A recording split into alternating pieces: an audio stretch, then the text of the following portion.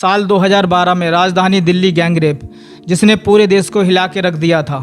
लगा इससे बड़ा भी कुछ हो सकता है, लेकिन कुछ नहीं बदला। साल 2017 में उन्नाव में 17 साल की लड़की के साथ गैंगरेप हुआ, लेकिन कुछ नहीं बदला। साल 2018 में जम्मू कश्मीर के कठुआ में 8 साल की बच्ची के साथ गैंगरेप हुआ, जिसका नाम आसिफा था, जिसको एक मंदिर में 1 हफ्ते तक बंदी बनाकर रखा और उसके बाद मार दिया गया। सोचा अब बदलेगा, लेकिन कुछ नहीं बदला। साल 2019 में हैदराबाद सुर्खियों में आया। फिर गैंगरेप और सज़ा से बचने के लिए विक्टिम को जला दिया गया। लगा अब तो कुछ बदलेगा, लेकिन कुछ नहीं बदला।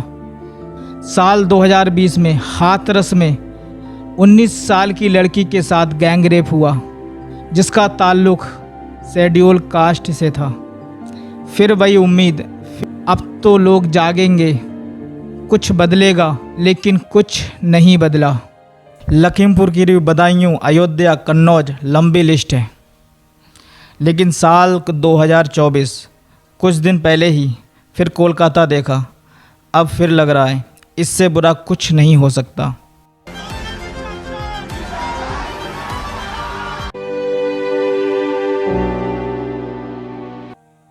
ऐसे हर केस में लगता है कि अब तो कुछ बदलेगा, लेकिन कुछ नहीं बदला।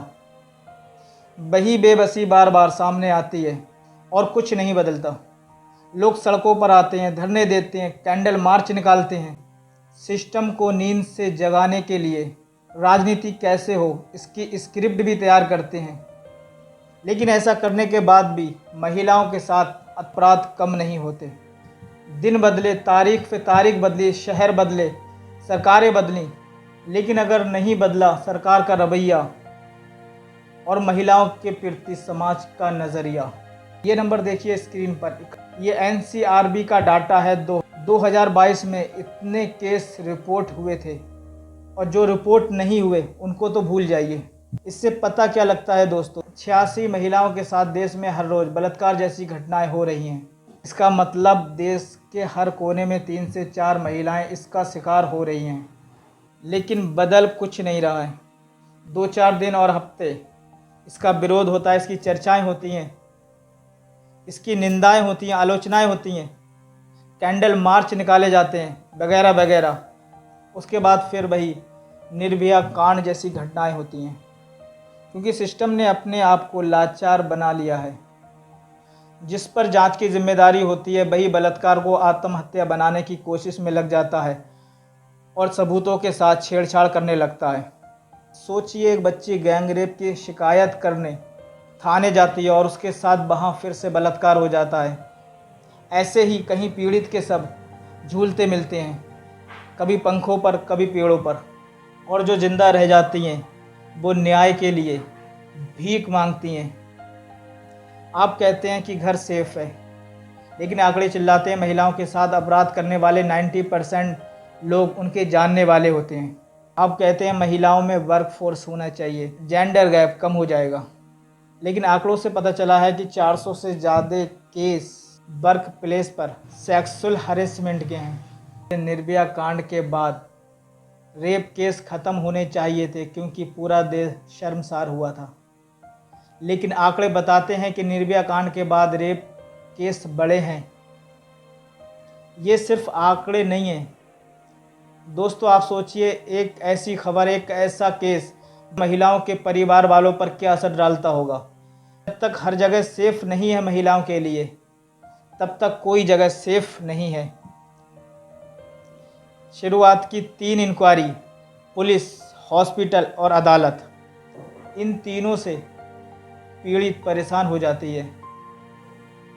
आइए समझते हैं कैसे। पुलिस स्टेशन में रिपोर्ट लिखवाने में ही डेमोलाइजेशन कर दिया जाता है। रिपोर्ट लिख जाए तो एग्जामिनेशन के लिए हॉस्पिटल जाना पड़ता है। उसे वहाँ हिकारत भरी नज़रों से देखा जाता और सबको पता चल जाता है उसके साथ क्या हुआ। उसका कॉन्फिडेंस वहाँ तार तार हो जाता है। उसके बाद अदालत में बहुत सारे ऐसे सवाल होते हैं, जो बचा हुआ कॉन्फिडेंस होता है वो भी तार तार हो जाता है। इससे ये तो पता चलता है कि सिस्टम कैसा है। उसके बाद ज़िंदगी में समाज का नेगेटिव नज़रिया उसे जीने नहीं देता है, क्योंकि समाज का हकारत भरी नज़रों से देखना, कमिटमेंट करना, जैसे उसके साथ जो हुआ है उसकी ज़िम्मेदार वो है। उसके बाद विक्टिम को इंसाफ मिलने में इतना टाइम लग जाता है क्योंकि अदालत में पहले से ही 5 करोड़ से ज़्यादा पेंडिंग केस हैं। ज़रा सोचिए दोस्तों, जिस देश में चालान के डर से हेलमेट लगाना पड़ता है, उस देश में सरकारें कुछ ऐसा नहीं कर पा रही हैं कि इतने बड़े अपराध होने के बाद भी अपराध कम नहीं हो रहे हैं। दोस्तों, आज ऐसे क्रिमिनल स्कूल, कॉलेज और घर और सोसाइटी में इतनी गंदगी फैला चुके हैं, लड़कियां कहीं भी सेफ नहीं हैं। ज़रा सोचिए, आपके घर और परिवार में कितने ऐसे लोग हैं जिनके सोशल मीडिया पर कितने ग्रुप और पोस्ट होंगे जहाँ पर हर दिन घटिया किस्म की बातें होती होंगी। आप उसे मीम समझकर या मजाक समझकर निगल जाते हैं। ज़रा सोचिए उन माँ बाप के बारे में जिन्होंने अपनी बेटियों और बहनों को अपनी आँख का तारा बनाकर पाला होगा और वो जीने की चाह लेकर किसी की हवस का शिकार होकर मर गईं। और शर्म आनी चाहिए उन लोगों को जो समाज में ऐसी दलीलें देते हैं कि कपड़े ऐसे होंगे, इसी की गलती होगी, टाइम पे निकलना चाहिए था। चलो मान लेते हैं ये ठीक है, लेकिन 5 साल की और 8 साल की बच्चियों के साथ और 60 से 70 साल की महिलाओं के साथ इस टाइप की घटनाएं हो रही हैं। इसका जिम्मेदार कौन है? बंद कीजिए बेटी बचाओ बेटी पढ़ाओ का नारा, क्योंकि बेटी पढ़ तो रही हैं लेकिन बच नहीं रही हैं। मत लिखिए नारी का सम्मान, देश का सम्मान। अगर ऐसा होता तो देश का अपमान करने वाला देशद्रोही होता। तो फिर नारी का अपमान करने वाले को क्यों भुला दिया जाता है और फिर समाज में उसको इज्जत दी जाती है?